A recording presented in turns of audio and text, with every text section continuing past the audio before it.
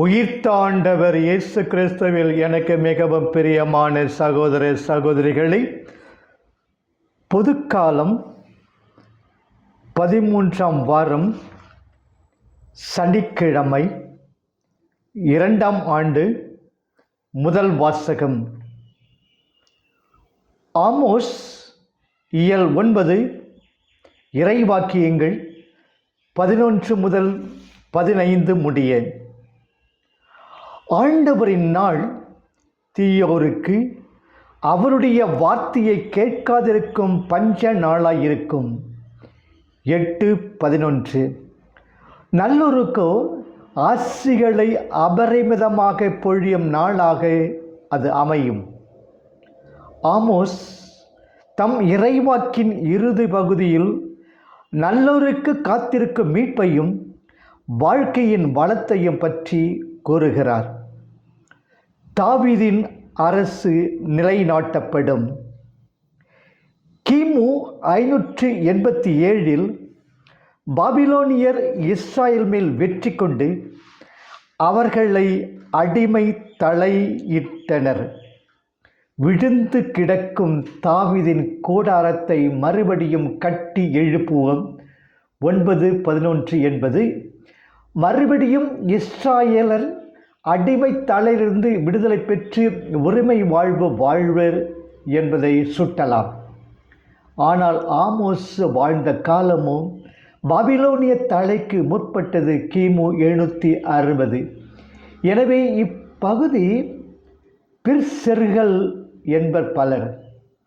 எனினும் இச்சொற்களை பொதுவான பொருளிலே, அதாவது இஸ்ராயல் சிறப்புற வாழும் என்று கூறுவதாக கொள்வதில் தவறில்லை. சீரும் சிறப்பும் இஸ்ராயலில் எஞ்சியிருக்கும் நல்லோருக்கு கிட்டும். அப்போது பிற இனத்தாரையும் அவர்கள் தங்களுக்கு உரிமையாக்கிக் கொள்வார்கள். 9:12. தம் குறுகிய மனப்பான்மையை விட்டுவிட்டு இஸ்ராயலர் பொதுமைத்தன்மையிலே வளர்வர். எல்லோரும் ஓர் குலம், எல்லோரும் ஓர் இறையின் மக்கள் என்ற நிலையிலே அனைவருடனும் அமைதியாக சமாதானமாகவும் வாழ்வர். இத்தகைய பொதுமை மனப்பான்மை நம்மிடமும் வளர்வது இறை ஆசியாலே தான் என்பதை உணர்வோம். குறுகிய குறைப்பட்ட மனப்பான்மையை விட்டுவிட்டு உலகமே ஒரு கிராமம் என்பதை ஏற்று பகை, வெறுப்பு, விரோதங்களை அகற்றி வாழ்வோம். இத்தகைய புத்துலகம் நம்மிடையே தோன்றிட வேண்டுவோம். அதற்காக உழைப்போம். நாடு செழிக்கும். மழை பொழிந்து விளைச்சல் செழிப்பது ஆண்டவரின் ஆசியே. இஸ்ராயலர் இதை நம்பினர். இதுவே நமது நம்பிக்கையும் கூட. விதைப்பும் அறுப்பும் தொடர்ந்து வரும் என்று 9:13-14 கூறி அந்நாட்களில் கிட்டும் இறையாசி பற்றி குறிப்பிடுகின்றார் ஆமோஸ். வானம் பொழிய, நிலம் கொழிக்க, மக்களின் வாழ்வு சிறக்கும். இன்றும் நம்மிடையே மழையின்மையையும் வறட்சியையும் இறைவனின் கோபத்தோடு தொடர்பு படுத்துவதையும், மழையையும் செழுமையையும் இறையாசியோடு தொடர்பு படுத்துவதையும் நாம் அறிவோம். இஸ்ராயலருக்கு இறைவன் அளித்த அந்நாள் நமக்கும் நல்ல நாளாய் அமைய வேண்டுவோம். நாட்டுக்காக, நன்மழைக்காக, நல் விவசாயத்துக்காக, விளைச்சலுக்காக, மக்களின் மகிழ்ச்சி வாழ்வுக்காக வேண்டுவது நமது கடமை. கடவுள் வாழ்த்து திருக்குறளை துவக்கிய வள்ளுவர் உடனே 2ஆம் அதிகாரத்தில் வான் சிறப்பு பற்றி கூறுவது எவ்வளவு பொருத்தமாய் அமைந்துள்ளது. சிறப்போடு பூசனை செல்லாது வானம் வரக்கு மேல் வானோர்க்கு ஈண்டு. குறள் 18. தானம் தவம் இரண்டும் தங்கா வியனுலகம் வானம் வழங்காதெனினும். தானம் தவம் இரண்டும் தங்கா வியனுலகம் வானம் வழங்காதெனின். குறள் 19 என்ற பாடல்கள் வழி நாட்டின் செழிப்புக்கும் நாட்டினரின் பக்திக்கும் உள்ள நெருங்கிய தொடர்பை வலியுறுத்துகிறார் வள்ளுவர். அமைதி கிட்டும். அனைத்து வளமும் இருந்தாலும் உள்ளத்தில் அமைதியின் இன்றேல் இவ்வளத்தால் யாதொரு பயனுமில்லை. உள்ள அமைதித்தான் நிறை அமைதி. இந்த அமைதியையும் இறைவன் இஸ்ராயலுக்கு அருள்வார். புறத்திலிருந்து இனி தாக்குதல்கள் இருக்காது. தமக்கு கொடுக்கப்பட்ட நாட்டிலிருந்து இனி அவர்கள் அகற்றப்பட மாட்டார்கள். 9:15. என்னே அந்நாளின் பெருமை. இறைவன் அளிக்கும் சமாதானம் என்றும் நிலைத்திருக்க வேண்டும் என்று வேண்டுவோம். 2ஆம் வாசகம் நற்செய்தி மத்தேயு இயல் 9 இறைவாக்கியங்கள் 14 முதல் 17 முடிய. நோன்பிருத்தல் யூதரின் முப்பெரும் கடமைகளுள் ஒன்று. அவை பிச்சையிடுதல் மத்தேயு 6:1-4, ஜெபம் செய்தல் மத்தேயு 6:5-15, நோன்பு இருத்தல் மத்தேயு 6:16-18 ஆகும். பரிகார திருநாளன்று நோன்பிருக்க வேண்டுமென்பது யூதருக்கு கட்டளையாகும். லேவியர் 16:29, 23-27, எண்ணிக்கை நூல் 29:7. இது ஆண்டுக்கு ஒரு முறையே ஆகும். எனினும் வாரத்தில் இருமுறை நோன்பு இருத்தல் என்பது நம் ஆண்டவர் காலத்திலே யூதரிடையே நிலவிய பக்தி பழக்கமாகும். இந்த சூழலின் பின்னணியில் இன்றைய வாசக நிகழ்ச்சி நடந்ததாக கூறப்படுகிறது. இயேசுவும் நோன்பும். நாங்களும் பரிசேயரும் அடிக்கடி நோன்பு இருக்க உம்முடைய சீடர்கள் ஏன் நோன்பு இருப்பதில்லை? மத்தேயு 9:14 என்று கேட்கப்பட்ட கேள்வி. இக்கேள்விக்கு ஒரு எடுத்துக்காட்டு வழி இயேசு பதில் இருக்கிறார். மணமகன் இருக்கும் இடம் மகிழ்ச்சியுள்ள இடமாய் இருக்க வேண்டும். மணமகனோடு இருக்கும் மாப்பிள்ளை தோழரும் மகிழ்ச்சியோடு இருக்க வேண்டும். இயேசு மணவாளனாக இவ்வுலகிற்கு வந்துள்ளார்.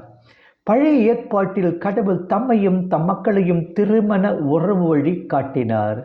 ஓசே 1:2. இயேசு இம்மரபையை பின்பற்றி தாமே மணவாளன் என்று கூறியதில் தவறு இல்லை. யோவான் 3 இறைவாக்கியங்கள் 29. இயேசு இவ்வுலகில் இருக்கு மட்டும் அவர் மணவாளனை, அவருடைய சீடர்கள் மாப்பிள்ளை தோழர்களே.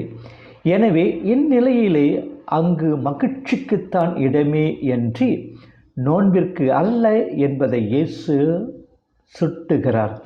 அதே வேளையில் இயேசு நோன்பு கூடாது என்று கூறுவதில்லை. மணமகன் பிரிந்த பின்னர் நோன்பு இருக்கத்தான் வேண்டும் என்பார். 9:15. சட்டம் சட்டம் என்று கூறியோர் சட்டத்திற்கு அடிமைகளாய் இருக்கக்கூடாது என்று கூறுகிறார்.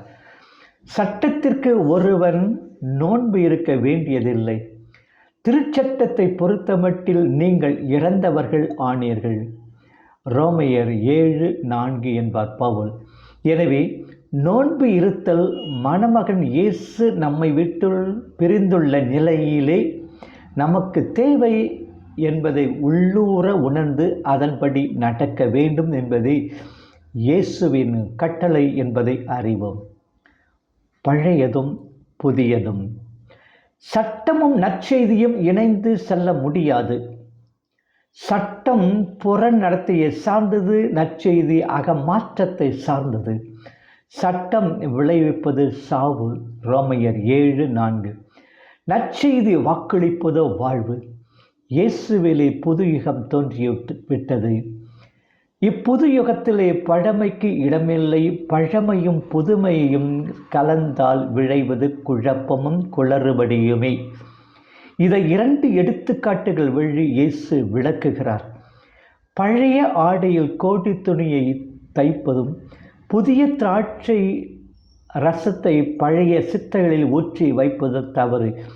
ஏனெனில் கோடி துணிக்குள்ள ஒரு திடம் பழைய ஆடைக்குள்ள நொய்ந்த தேய்ந்த தன்மையோடு கூடும்போது துணி முழுவதும் கிழிந்துவிடும். அதே போன்று விறுவிறுப்புள்ள புதிய ரசம் எப்போதும் பொங்கிக் கொண்டே விரைவான பரிமாணத்தை அடைய முயலும்போது பழைய சித்தைகள் எளிதிலே வெடித்துவிடும். இது போன்றே சட்டம், சடங்கு, ஒழுங்கு, கட்டுப்பாடுகள் இவற்றோடு விடுதலை அளிக்கும் நற்செய்தியை இணைப்பதாகும். ஒன்றிலே சட்டத்தையே பரிசேயர்போல் பின்பற்ற வேண்டும், அல்லது விடுதலையையும் வாழ்வும் அளிக்கும் இயேசுவின் நற்செய்தியை பின்பற்ற வேண்டும்.